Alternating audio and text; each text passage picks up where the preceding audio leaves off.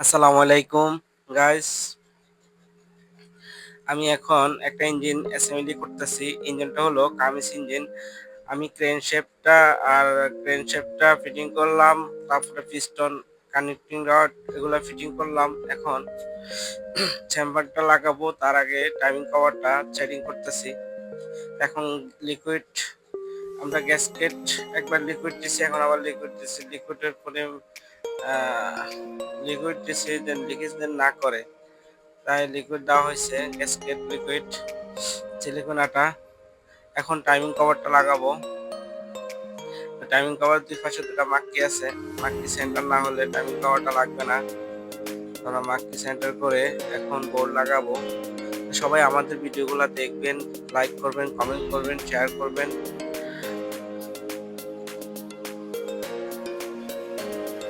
Guys দেখুন, এখন ক্যাম shape আমরা এখন লাগাবো না, টাইমিং কভারটা লাগার পরে ক্যাম শেপ ঢুকা দিব। এখন বোল্ট ধরাচ্ছি, আপনারা সব ফুল ভিডিও আপনারা দেখবেন, আমাদের ফুল ভিডিও আমি দিব। এখন পার্ট বাই পার্ট ভিডিওগুলো দিচ্ছি। দেখুন,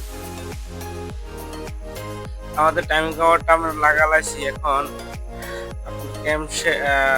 ক্যাম শেপ ঢুকাইছি, আর হলো মোবিল পাম্পটার স্যাম্পারটা লাগাইছি। আমাদের পিছনের কাজ শেষ, এখন আমরা এই যে ওয়াটার পাম্প নতুন লাগাইছি, ওয়াটার পাম্পের এখন স্টিকার আছে আমাদের কাছে।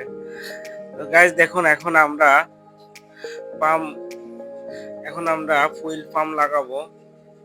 তো ফুয়েল পাম্প লাগাবো আবার ক্যাম শেপ আর ক্রেন শেপের টাইমিং যদি অ্যাকুরেট হয়, তাহলে এক চার্জে ইঞ্জিন স্টার্ট হয়ে যাবে। আর ফুয়েল পাম্পটা আমরা ফিটিং করছি, আর কম্প্রেসরটা ফিটিং করছি। আর ফুয়েল পাম্পের প্রিমিয়াম নাম্বার নাই, সেটা আমরা ফুয়েল পাম্প থেকে 100 ফায়ারিং এ লাগাই দিছি, ফিটিং করে দিছি। এখানে কোনো এটা আপনার মাক্কি লাগে না। এটা হলো ফুয়েলের সাইডে এক নম্বরে ফায়ারিং এ লাগাই দিলে আপনার হয়ে যায়। দেখেন, আমরা পিস্টনটা এখন আমরা হেড করাবো।